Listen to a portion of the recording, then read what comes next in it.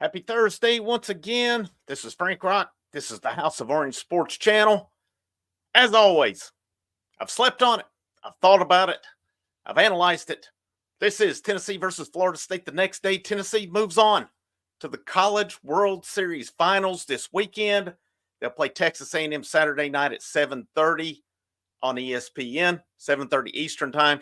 They'll play Game 2 on Sunday at 2 o'clock Eastern Time on ABC. And if necessary, they'll play Monday night at 7 o'clock Eastern Time on ESPN. So we'll see where it goes. Tough matchup coming up. I'll analyze that later on today. I'm not even going to get into it right now. We'll recap this Tennessee-Florida State game. If you weren't with me last night on the post game, I did about an hour and 20 minutes of post game last night as well. I'll link that at the end if you'd like to check that out. Also had a preview yesterday with keys to victory. I'll post that. Also, plus, a preview of Florida State from last week, which led into that as well. I'll try to link all these at the end for you as well, if you're interested in that. But let's talk about this game. A lot to talk about last night. And I think the way the game played out, Tennessee is set up really well moving forward for this weekend. And again, I'm not sure where A&M. I've not sat down to analyze where A&M's at. I think they're probably sitting pretty well with pitching also. But Xander Sechrist, let's start with him and the effort that he gave last night. Phenomenal outing for him. 6 1/3 innings, 76 pitches. That sets up well in case Tennessee gets to Monday night, because he'll be your Monday night guy. I mean, I think he has to be on that, even though it'll be on shorter rest. With that pitch count, I would think that's where you go. I think the rotation will set up the way it has been with Stamos Causey on Saturday, Beam Sunday, and then if necessary, Sechrist on Monday. I think that's where it has to go with it. But with him throwing 76 pitches tonight, that would give him, 4 full days of rest? Basically about 5 days rest. I think that should put him pretty good. 6 1/3, 5 hits, 2 earned runs, a walk, 3 strikeouts. And, just being able to make those pitches to get out of some jams, like the third inning, had second and third with no one out, makes a good pitch. Florida State hits it to short. Their guy, and I'll talk about Florida State. They made some errors that helped Tennessee out, mental errors along the way. Their guy kind of takes a step back to third. Curley in stride. He fields it. Good first step. He recognizes, throws it home, guns the guy out, gets that one out. And then Sechrist again makes a good pitch to Tibbs. Tibbs hits a shot to Blake Burke at first. Burke steps on first, throws it to second, gets the double play. The Florida State guy on third was more paying attention to the run, or the runner, opposed to getting the run, because if he had have scored before Tennessee applied the tag at second, that run would have counted, because Blake Burke took the force off at first once he stepped on the bag. Now, if he would have fielded it, through to second, and then they come back to him at first, and they would have gotten double play, that run would not have mattered. It didn't matter anyway, but you get where I'm going on that. When he steps on first, that takes the force out. Therefore, Curley had to make the tag at second, and that would have allowed that run to score. But the guy was not aware. He was watching it, and it was really, what a stride, half a stride off, and that saved Tennessee a run. 2 big plays right there that really minimized some damage in that score, because at that point, it was 4-0. That would have cut it to 4-1. Instead, Tennessee gets out of that inning up 4-0. They go into the next inning, get another run to make it 5-0, and they never look back from inning 1 on. Sechrist was excellent, and then Kirby Cannell comes in. It's Kirby's role at this point when he's available. If they have to make that pitching change, he comes in. Let me tell you, man, he has been lights out here in the World Series. I think he's been excellent. And he comes in again last night, 1 2/3 innings, gives up 1 hit, had 1 strikeout. He faced 5 batters, only threw 19 pitches. He got 3 groundouts out of it as well. And great outing for him. Great outing for him. It got it to Nate Snead in the 9th with a 5-run lead. And Snead comes in 1 inning. He had 1 hit, 1 strikeout. He did throw 27 pitches, so he, not control, a little bit there, but it sets up good that Tennessee is full covered full cupboard available to them starting this weekend on Saturday. There should not be any issues with that. And, of course, your key is going to be Friday night, those guys getting out. And there's a lot to compare with that. But Sechrist, excellent. He's continuing, and it's not been talked about enough.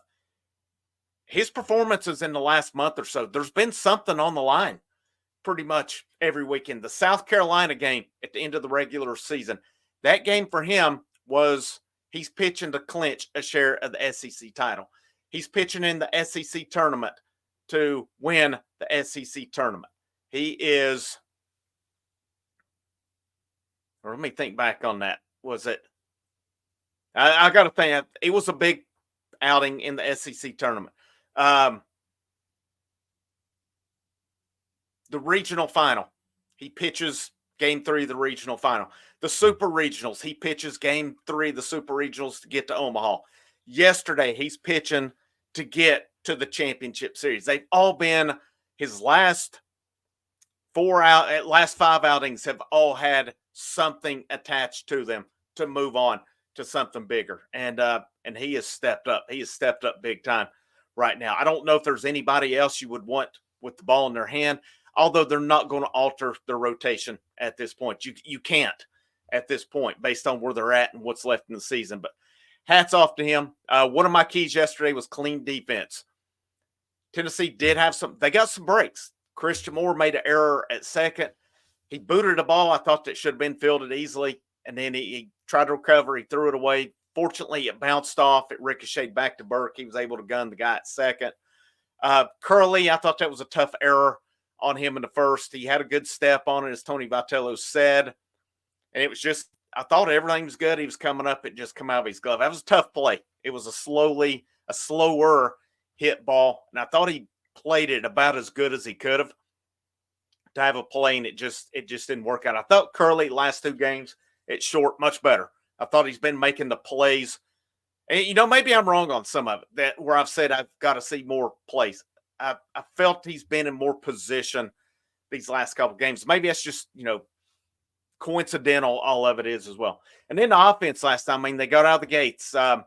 Abraham for Florida State was wild to start. Tennessee took advantage of it. Christian Moore walked. Blake Burke base hit that moved Moore to third. Billy Amick forced play. He hit into, got the run in, and Tennessee just went from there. And then Florida State helped them out in that first inning with 2 guys on, and their pitcher, just a ridiculous pickoff attempt. The guy was barely even off the bag. I know the move he's trying to do because we've worked on it before where that guy's in stride leading off, and you try to get that quick move and pick them off while they're in stride. Their momentum's going the other way.